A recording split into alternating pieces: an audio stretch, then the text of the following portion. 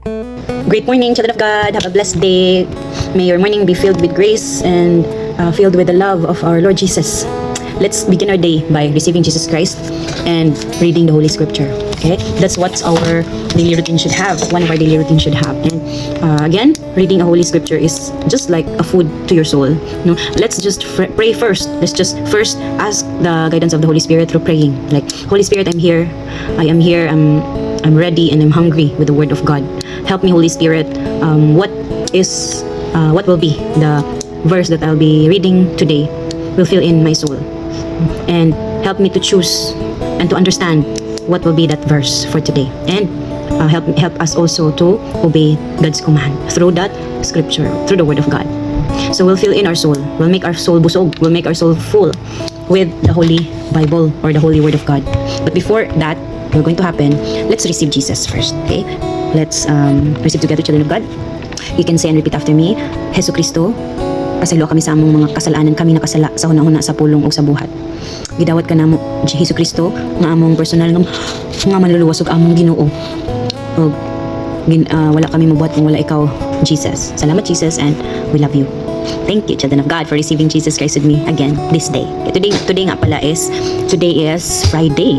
Wow, January 23rd. Naman receive ni Jesus Christ, then it will be the time for us to read the Bible. And let's pick a Bible verse today. It comes from the book of Our Bible verse for today comes from the book of 1 Kings chapter 4 verses 29 to 31. It says here, God gave Solomon a very great wisdom and understanding and knowledge as vast as the sands of the seashore. Hallelujah. In fact, his wisdom exceeded that of all the wise men of the East and the wise men of Egypt. He was wiser than anyone else, including Ethan the Ezrahite and the son of Mahol, Heman, Kalkol, and Darda. Hallelujah. His fame spread throughout all the surrounding nations. Hallelujah. Declaring that we will be like Solomon, the son of David. No?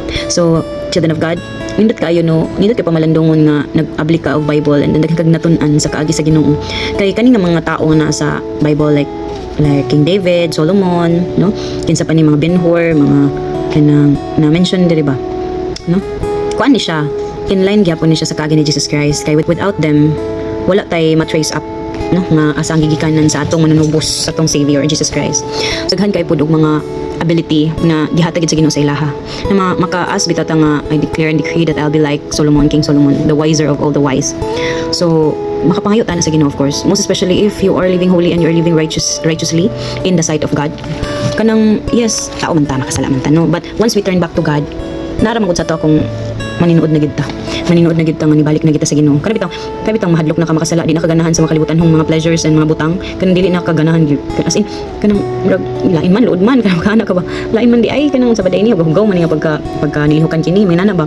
So hallelujah, if you are feeling like that, then you're living holy, you're starting to live holy, and you are starting also to live righteously in the sight of the Lord. Hallelujah. And you should be thankful with that. Kay nung sa kadaghan sa tao, no, and was deceived by the scheme of the enemy, no, because of the scheme of the enemy, no, nga deceived ta tanan, nga blinded ta sa reality, no, wala ta kabalon sa din ng reality. Once you will not dig into the word of the Lord, dili ta makabalon sa mga realidad. Unsay kamatuoran, unsay dapat natong mabalaan, unsay nato pag break sa babag nga sa nakababag sa atong pag-ila sa atong Ginoo.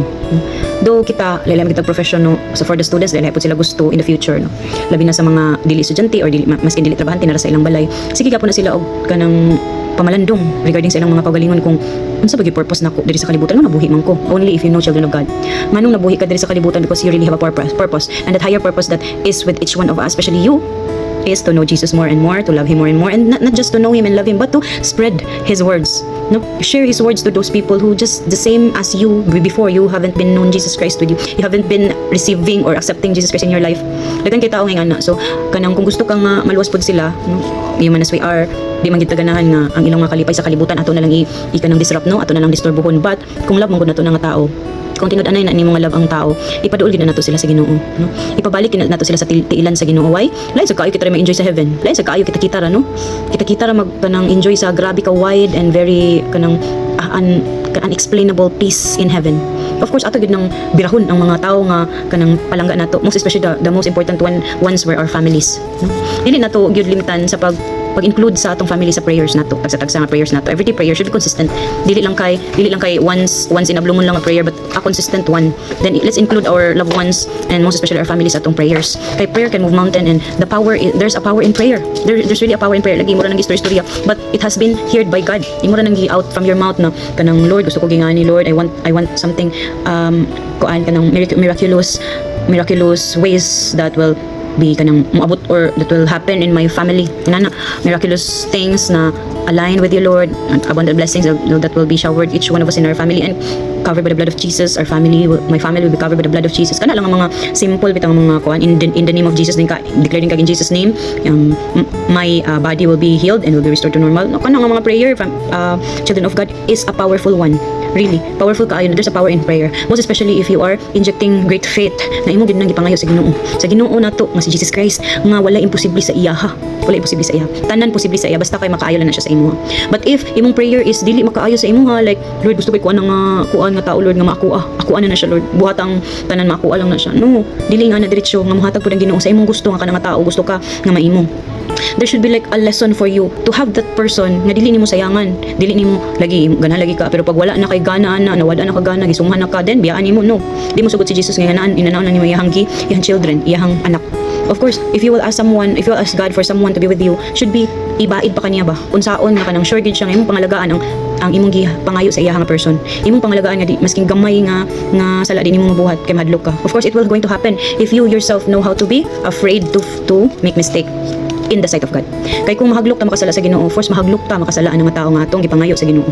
No? Naiuban karon, niabot ra man siya nga tao sa ko, manin ako gipangayo sa Ginoo. There's a purpose. Ngano niabot na siya nga tao sa imuha. No? We should ask wisdom from our Lord, especially the wisdom of Solomon nga nasa atong Bible verse karon.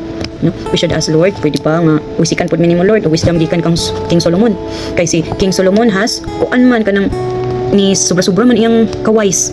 No? Oh, his wisdom exceeded that of all the wise men of the east and wise men of Egypt, no, across nations too, no, napagidiri katupong including he was wiser than anyone else. His fame spread throughout all the surrounding nations. Hallelujah. Kita, we are not we are not after of fame. We are not after of fame. Katong mga tao nga gusto nga masikat, lahi punto sila, wala pa punto sila nga na divinely aligned with the Lord.